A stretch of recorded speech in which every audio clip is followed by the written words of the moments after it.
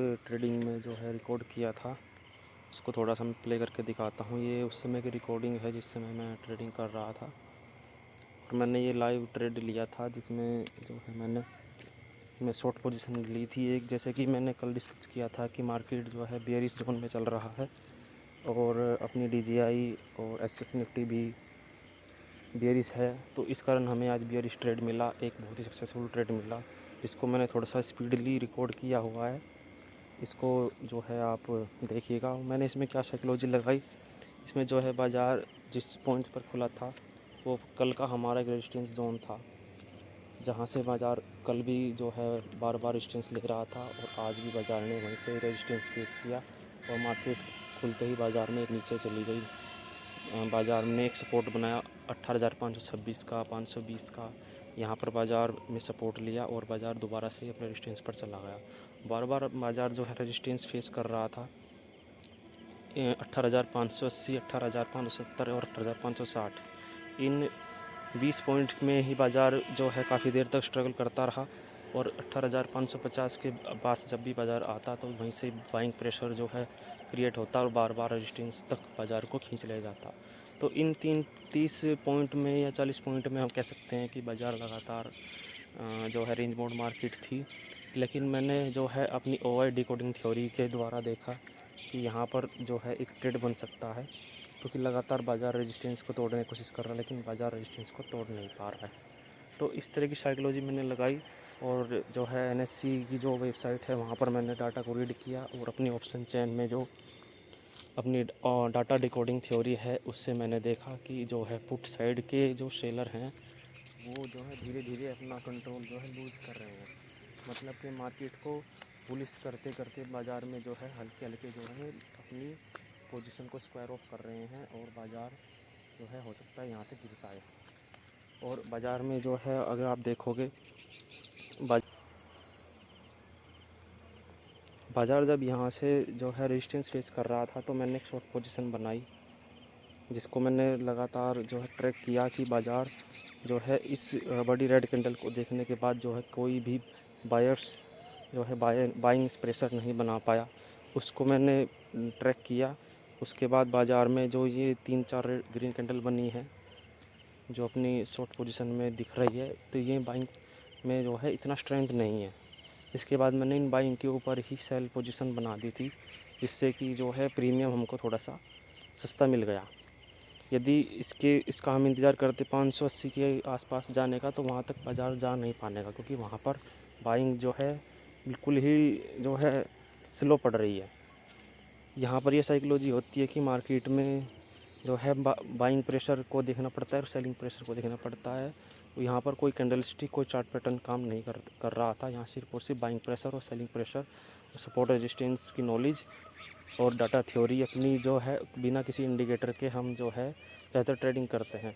कुछ इंडिकेटर हैं जिनको मैं पहले यूज़ किया करता था, वो भी अच्छे ट्रेडिंग के इंडिकेटर हैं, जैसे कि RSI है और जो है स्कैल्पर की 2-3 मेरे इंडिकेटर हैं जिनको मैं पर्सनली यूज़ करता था पहले, उनसे भी प्रॉफिटेबल ट्रेड मिल जाती है। लेकिन यहाँ पर मैंने एक जो है शॉर्ट पोजीशन बनाई, वो साइकोलॉजी के बिहाफ पे बनाई और अपनी डाटा डिकोडिंग थ्योरी पर बनाई है। यहाँ पर जो है साइकोलॉजी देखी जाए तो पुट वाले जो राइटर हैं वो लूज़ कर रहे थे, अपनी स्ट्रेंथ लूज़ कर रहे थे और कॉल साइड में जो है कॉल राइटिंग बढ़ रही थी, जिसके कारण मुझे लगा कि एक जो है अपनी सेलिंग ट्रेड बहुत ही अच्छी सक्सेसफुल सेलिंग जो ट्रेड मिल सकती है, जो कि अपने पोजीशन को बॉटम तक लेके जाएगी। तो ऐसे ही हुआ कि बाज़ार में जो अपना सपोर्ट था 18,526 का, वो बाज़ार जो है अच्छे से टच कर पाया और बाज़ार में हमें एक सक्सेसफुल ट्रेड मिली जो कि हमको 526 से लेकर के 575 या 560 से लेकर के 526 तक या 525 तक का ही हमको एक ट्रेड मिला, जिसमें कि हमें 50 पॉइंट ईज़िली कैप्चर किए गए, जिसमें कि एक ही बड़ी रेड कैंडल बनी, उसमें बहुत ही जल्दी प्रीमियम हमारा इंक्रीज़ हुआ और अच्छा से पॉइंट कैप्चर किए गए। तो इस तरह यदि हम देखें तो बाज़ार में जो है किसी चार्ट पैटर्न को यदि हम ना फॉलो करें, सिर्फ और सिर्फ प्राइस एक्शन को फॉलो करें, चार्ट पैटर्न भी कभी कभी वर्क करते हैं, लेकिन ज़्यादातर मैंने जो है पर्सनली देखा है कि मार्केट में जो है साइकोलॉजी वर्क करती है कि हम किसी पॉइंट पर कैसे वर्क कर रहे हैं, किसी पॉइंट पर कैसे मार्केट बिहेव कर रहा है, वहाँ पर बायर और सेलर के बीच में कितनी स्ट्रेंथ है, कितनी जो है उनके बीच में वो है स्ट्रेंथ है कि क्या बाइंग कितनी बढ़ रही है, सेलिंग कितनी बढ़ रही है। इस तरह मैंने आज ट्रेड किया। तो ये मेरा लाइव मार्केट का एक्सपीरियंस रहा। यहाँ पर जो है कभी भी बाज़ार में ऐसा नहीं है कि मार्केट कभी अगेंस्ट नहीं जाता है, कभी कभी मार्केट अगेंस्ट भी चले जाता है। तो यहाँ पर मैंने एक ये जो बड़ी रेड कैंडल बनी है, यहाँ पर मैंने अपना जो है प्रॉफिट बुक किया। उसके बाद बड़ी रेड कैंडल नहीं बनी, उसके बाद जो है मार्केट थोड़ी देर के लिए कंसोलिडेशन फेज में चला गया। उसके बाद यदि मैं आज मार्केट का एक्सपीरियंस बताऊँ तो बाज़ार उसके बाद जो है सेलिंग में ही चला गया। बाज़ार ने जो है 18,460 के आसपास का, 465 के आसपास का लो लगाया, जो कि अपना स्ट्रॉन्ग सपोर्ट था। उसके नीचे 450 का लेवल था, जहाँ से बाज़ार में जो है हमको वहाँ पर पुट राइटिंग दिख रही थी, वहाँ पर अच्छी खासी बुलिश स्ट्रेंथ दिख रहा था। वहाँ से नीचे जाने का बात नहीं बन रही थी। बाज़ार में जो है बार बार 18,500 का जो लेवल था, वहाँ से सपोर्ट ले रहा था बाज़ार, और लगातार बाज़ार में वहाँ पर जो है सपोर्ट क्रिएट हो रहा था। पुट राइटिंग बढ़ी, बाद में जो है आज जीरो हीरो कॉल भी हुई थी एक, जो है बेरिश साइड में हुई है, लेकिन उसकी मैं जो है छोटी सी जो शॉर्ट फॉर्म में दिखा दूंगा आपको, किसी नेक्स्ट उसमें दिखा दूंगा। तो जो जीरो हीरो था उसके बारे में मैं उसमें बताऊंगा कि जीरो हीरो कॉल कैसे ली जाती है।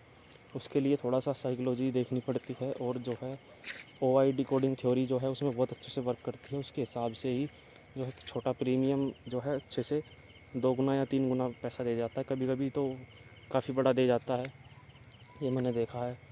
लेकिन वो जो है कई बार अगेंस्ट भी चला जाता है, तो उसके लिए हमें प्रॉपर जो है स्कैल्पिंग के तरह से ही काम करना पड़ता है। कि स्कैल्पर जो है जीरो हीरो कॉल उठा सकता है, क्योंकि वो तुरंत लेना है, तुरंत उसको थोड़ी देर बाद ही उसको काट देना है, क्योंकि उस समय पर टाइम वैल्यू बिल्कुल जीरो हो चुकी होती है।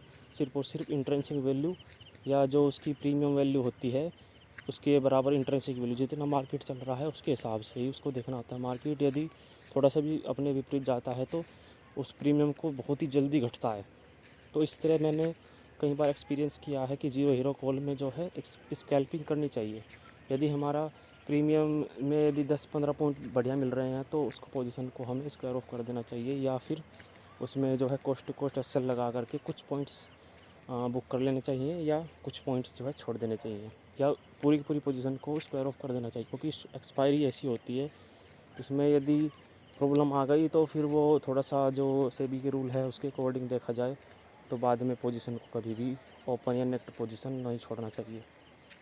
यदि सोचे कि BTST लेके चले जाएंगे, कोई नहीं, हमारा मार्केट में थोड़ा बहुत लॉस चल रहा है, तो कभी भी एक्सपायरी के दिन जो है सभी कॉन्ट्रैक्ट जो है एंड हो जाते हैं, या जो OTM होते हैं वो सभी जीरो हो जाते हैं, और उसमें प्रॉब्लम आ सकती है। तो इसलिए देखा जाए तो कभी भी नेक्ट पोजीशन नहीं लेनी चाहिए। BTST के लिए भी एक थ्योरी है। BTST के लिए थ्योरी यदि मैं आपको बताऊंगा तो वो काफ़ी लंबा चैप्टर है, वो कभी कभी ही लेता हूँ मैं BTST, पर उसको मैं इग्नोर करता हूँ। तो इस तरह यदि हमने आज की ट्रेड देखें तो ये जो आज की ट्रेड थी बहुत ही सक्सेसफुल ट्रेड थी। ये आप देख सकते हो, बाज़ार ने जो है 18,530 का लो लगाया था पहली कैंडल में, मेरे जो है टारगेट हिट कर दिया। उसके बाद मार्केट कंसोलिडेशन फेज में चला गया, जो मुझे लग रहा था कि हाँ यहाँ से जाएगा, क्योंकि यहाँ पर एक स्ट्रॉन्ग सपोर्ट है 18,500 का, जो कि एक साइकोलॉजिकल नंबर है। कल भी 18,500 का लेवल नहीं तोड़ पाया बाज़ार, लेकिन आज जो है इसके नीचे क्लोजिंग मिली। उसके बाद हमने जीरो हीरो कॉल जो है इसी के पुट में बनाया था, जो कि ईजिली कुछ पॉइंट्स दे के गया, लेकिन वो 3 बजे के बाद का मूव था। ये जो मूव है 12 बजे या 1 बजे के बीच का मूव है, आप देख सकते हो। जो ये है 2 बजे के आसपास की, जो ये आपको दिख रहा है, ये कि 2 बजे के आसपास का जो है मूव शो हो रहा है यहाँ पर, कि कैसे मैंने यहाँ पर एक ट्रेड लिया और सक्सेसफुल चल रहा है। आप देख सकते हैं इसको, कैसे मैंने एक पोजीशन बनाई थी और उसमें ईजिली जो है ईजिली 50 पॉइंट बहुत होते हैं निफ्टी में, जो कि अपने प्रीमियम में 35, 30, 32, वो अकॉर्डिंग टू डेल्टा के हिसाब से जो है प्रीमियम बढ़ता है। कभी कभी एकदम से जो बड़ी बड़ी ग्रीन या रेड कैंडल बनती है तो वो डेल्टा को इंक्रीज़ कर देती हैं, जिसके कारण प्रीमियम थोड़ी देर में बहुत ज़्यादा जल्दी इंक्रीज़ हो जाता है। यदि वो धीरे धीरे चलता है मार्केट तो उसमें टाइम डिके भी लगता है, जो थीरा डिके कहा जाता है। जो ग्रीक थ्योरी है, मैं कभी कभी आपको उसमें जो है NSE की चैन में बताऊंगा कि ग्रीक ग्रीक्स को कैसे देखना पड़ता है, डेल्टा, थीटा, गामा, वेगा और रो। ये जो अपने 4-5 जो ग्रीक्स हैं इनके हिसाब से मार्केट चलता है। ये ग्रीक्स का क्या काम होता है इनको मैं अभी बता देता हूँ। जो स्पॉट प्राइस और फ्यूचर्स के प्राइस, स्पॉट और प्राइस और फ्यूचर्स के प्राइस के जो बीच में डिफरेंस होता है उनको ग्रीक्स चलाता है, या ग्रीक्स के कारण स्पॉट प्राइस और फ्यूचर्स प्राइस के बीच में अंतर निकाला जा सकता है। तो इस तरह देख सकते हैं हम। तो इस तरह मैंने आज जो है ट्रेड किया और मैं आपको लाइव दिखा रहा था। लाइव मैंने आज रिकॉर्ड किया, क्योंकि पोस्ट मार्केट जो है वो तो हो ही जाती है। पोस्ट मार्केट एनालिसिस तो बहुत ही ईजिली कर सकते हैं हम। तो आज जो है इसी वीडियो में हम पोस्ट मार्केट एनालिसिस भी करेंगे। ये हमारा लाइव मार्केट का रिकॉर्ड था जो आपने देखा। अभी मैं आपके सामने ही पोस्ट मार्केट रिकॉर्ड भी कर देता हूँ कि हमने आज कहाँ कहाँ पर ट्रेड बनाया और मार्केट कहाँ पर क्लोजिंग हुई, और अकॉर्डिंग टू सिचुएशन मैंने कैसे जीरो हीरो कॉल बनाई थी उसको भी मैं आपको दिखा देता हूँ। अभी हम जो है फ़िलहाल की मार्केट पे चलते हैं शाम की, क्योंकि मैं इस वीडियो को शाम को रिकॉर्ड कर रहा हूँ। ये जो रिकॉर्डिंग थी लाइव,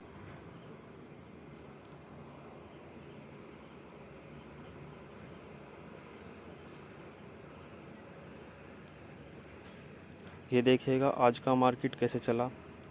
यहाँ पर बाज़ार में जो है ये आई थिंक कल का है, नहीं ये आज का ही मार्केट है। ये बाज़ार में जो है हमारा ये यहाँ पर एक ट्रेड बना था। ये मैं अभी जो है पोजीशन आपको दिखा देता हूँ।